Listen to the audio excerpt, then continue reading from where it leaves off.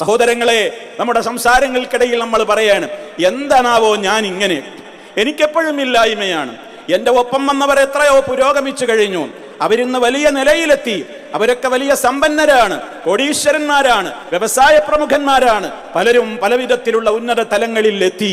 എന്തേ ഞാനിങ്ങനെ എന്ന് ആരോടാ ഈ പരിഭവപ്പെടുന്നത്? നഹ്നു ഖസംന, അല്ലാഹു പറയാണ്, അതിൽ അടിയുറച്ച് വിശ്വസിച്ചോളണം. നഹ്നു, നാമാണ്, ഖസംന ബൈനഹും മഈശതഹും ഫിൽ ഹയാത്തിദ് ദുനിയാ, ഐഹിക ജീവിതത്തിൽ മഈശത്ത്, ഓരോരുത്തരുടെയും ഉപജീവനങ്ങൾ, അത് കൃത്യമായി ഓഹരി വെക്കുകയും വിഹിതം വെക്കുകയും ചെയ്യുന്നവർ നാം ആകുന്നു എന്ന് അല്ലാഹു സുബ്ഹാനഹു വ തആല കൃത്യമായി പറയുകയാണ്.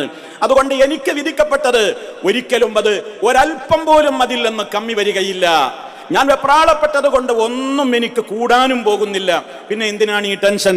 മഹാനായ നബി സല്ലല്ലാഹു അലൈഹി വസല്ലം പറയാണ്, ലാ തമൂതു നഫ്സുൻ, വളരെ ശ്രദ്ധയോടെ കേൾക്കണേ, ലാ തമൂതു നഫ്സുൻ ഹത്താ തസ്തൗഫിയ അഖ്സാ റിസ്ഖഹാ, ഒരാളും മരിച്ചു പോവുകയില്ല. ശരിക്ക് ശ്രദ്ധിച്ചോളിൻ. ഈ ഖുതുബയോടെ മനസ്സ് ശാന്തമാകണം. ദുനിയാവിൽ ആർക്കെങ്കിലും എന്തെങ്കിലും കുറഞ്ഞു എന്ന് തോന്നുന്നുവെങ്കിൽ ഈ ഹദീസ് പഠിക്കുന്നതോടുകൂടി അത് തിരുത്തി കുറിക്കണം. ലാ തമൂതു നഫ്സുൻ, ഒരാളും മരിക്കുകയില്ല, ഹത്താ തസ്തൗഫിയ, അവന് പരിപൂർണമായും ലഭിക്കുന്നത് വരെ, അഖ്സാ റിസ്ഖഹാ, അതിന് കണക്കാക്കിയ റിസ്ഖിന്റെ അങ്ങേയറ്റം, ഒരു മണി, ഒരു ഫിൽസ് ബാക്കിയില്ലാതെ അവന്റെ ജീവിതത്തിൽ മരിക്കുന്നതിന്റെ മുമ്പ് അവന് കിട്ടാതെ ഒരാളും മരിക്കില്ല. കണക്കാക്കിയത് കിട്ടിയിരിക്കും. വിവരമില്ലാത്ത, വിവേകമില്ലാത്ത, ചിന്തയില്ലാത്ത എന്റെയും നിങ്ങളുടെയും മനസ്സിൽ ഒരു പക്ഷേ എന്താണ് അതിങ്ങനെ കിട്ടാതെ പിന്തുന്നത് എന്ന് തോന്നിയേക്കാം. കിട്ടേണ്ടത് കിട്ടേണ്ട സമയത്ത് കിട്ടിക്കോളും, തരേണ്ടത് തരേണ്ട സമയത്ത് റബ്ബ് നൽകിക്കോളും. അതുകൊണ്ട് വെപ്രാളം വേണ്ട. ഫയാ അയ്യുഹന്നാസ്, ജനങ്ങളെ, ഇത്തഖുല്ലാഹ്, അല്ലാഹനെ പേടിച്ചോളീൻ. എന്തേ സമ്പത്ത് കുറയുന്നത്? എന്തേ ഞാനിങ്ങനെ? എന്നാ പിന്നെ കുറച്ചൊന്ന് നന്നായിട്ടൊന്ന് ഉഷാറായിട്ടൊന്ന് പണിയെടുക്കാം. ഹറാമും ഹലാലും ഒന്നും നോക്കേണ്ടതില്ല. കാശ് കിട്ടിയിട്ട് പിന്നെ വേണമെങ്കിൽ പരിഹാരങ്ങളൊക്കെ എന്തെങ്കിലുമൊക്കെ ചെയ്യാം എന്ന് വെപ്രാളപ്പെടേണ്ടതില്ല. ഇത്തഖുല്ലാഹ്, അല്ലാഹുവിനെ പേടിച്ചോളൂ. വാജ്മിലൂ ഫി തലബി, അല്ലാഹ് വിധിച്ചതേ വരൂ എന്ന നിലക്ക് കയ്യും പൂട്ടി അവിടെ ഇരിക്കൊന്നും വേണ്ട. ദുനിയാവിൽ നിനക്ക് തരുന്ന അധ്വാനത്തിന്റെ, ആരോഗ്യത്തിന്റെ, സമയത്തിന്റെ തോതും കണക്കുമൊക്കെ അനുസരിച്ച് നന്നായി ഡ്യൂട്ടിക്ക് പോയിക്കോ, വർക്ക് ചെയ്തോ, തൊഴിലെടുത്തോ. പക്ഷെ അതിലൊക്കെ അജ്മിലൂ ഫി തലബി, ഹലാൽ ഹറാമൊക്കെ നോക്കി ഭംഗിയാർന്ന അധ്വാനമായിരിക്കണം അധ്വാനിക്കേണ്ടത്. അടുത്ത വാചകം നന്നായി ശ്രദ്ധിക്കുക.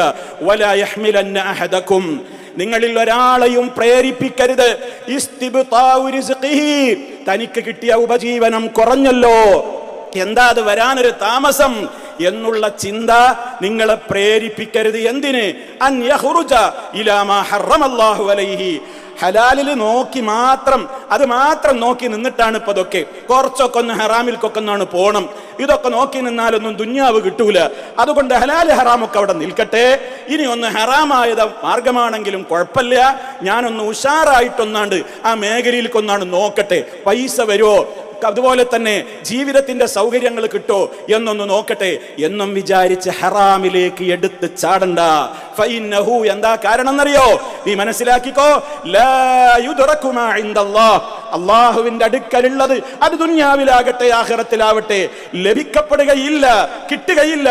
ഇല്ലാ ബിത്താഅതിഹി, അള്ളാഹുവിന് ഇഷ്ടമുള്ള കാര്യങ്ങൾ പ്രവർത്തിച്ചത് ആ മാർഗത്തിലൂടെ അല്ലാതെ നിനക്ക് കിട്ടൂല. ഹറാം ചെയ്തിട്ടത് കിട്ടുമെന്ന് നീ വിചാരിക്കണ്ട. റബ്ബിനെ ധിക്കരിച്ചിട്ട് നീ ഒരുപാട് ഉഷാറായിട്ട് എന്നാ പിന്നെ കാണിച്ചു തരാം എന്ന മട്ടിലൊന്ന് ഇറങ്ങി നോക്കി, നിനക്കത് ഉപകാരപ്പെടില്ല. ഒരുപക്ഷെ ബാലൻസിൽ പതിനായിരങ്ങൾ, ലക്ഷങ്ങൾ, കോടികളൊക്കെ ഉണ്ടായി എന്ന് വന്നേക്കാം.